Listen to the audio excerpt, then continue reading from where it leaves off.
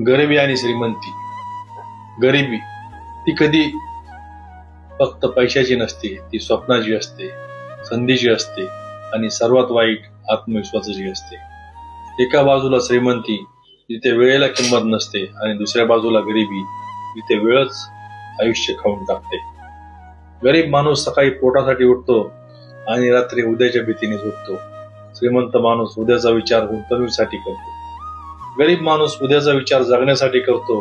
तिथे कष्ट दोघेही करतात, पण फरक इतकाच असतो, एकाला संधी मिळते, दुसऱ्याला फक्त समज दिली जाते.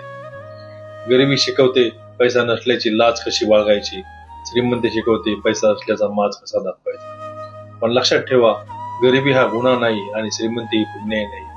खरा फरक आहे विचारामध्ये, निर्णयामध्ये आणि वेळेवर बदल करण्याच्या धैर्यात. आज तुम्ही गरीब असाल, पण जर विचार श्रीमंत असतील तर उद्याचे भविष्य बदलू शकते.